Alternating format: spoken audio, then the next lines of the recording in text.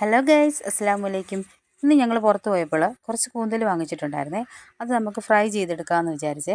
അങ്ങനെ ചീനച്ചട്ടി അടുപ്പിലോട്ട് വെച്ചിട്ട് സവോളയും ഉള്ളിയും ഇഞ്ചിയും വെളുത്തുള്ളിയൊക്കെ ഇട്ട് നല്ലോണം മൂപ്പിച്ച് വഴറ്റിയെടുത്തേ. നമ്മൾ കരിയാപ്പല ഇട്ടായിരുന്നേ. എന്നിട്ട് നമുക്ക് കൂന്തൽ നല്ല വൃത്തിയാക്കിയിട്ട് അത് കട്ട് ചെയ്ത് വെച്ചേ.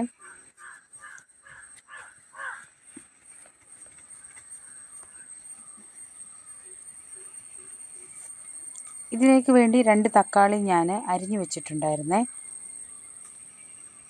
പിന്നീട് സവോളയും എല്ലാം കൂടെ വഴണ്ട് വന്നപ്പോഴത്തേക്കും അതിലേക്ക് ഞാൻ കുറച്ച് മഞ്ഞൾപ്പൊടിയൊക്കെ ഇട്ട്, മഞ്ഞൾപ്പൊടിയും കുരുമുളക് പൊടിയും പിന്നെ നമ്മുടെ ഗരം മസാലപ്പൊടിയും മുളക് പൊടിയൊക്കെ ഇട്ട് നല്ലോണം മൂപ്പിച്ച് അങ്ങോട്ട് എടുക്കുന്നുണ്ട്. ഇത് ഇവർക്ക് ഭയങ്കര ഇഷ്ടമാണേ.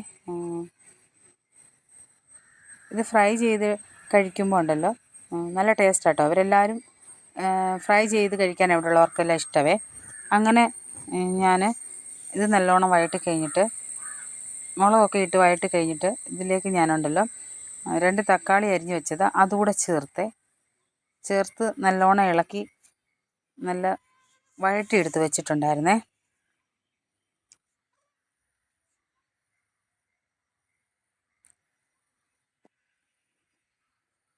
ഇത് ഉണ്ടാക്കി വെച്ചാലുണ്ടല്ലോ അധികം പോലും വരത്തില്ലേ, പാത്രം കാണാം കഴിച്ചു കഴിഞ്ഞാൽ.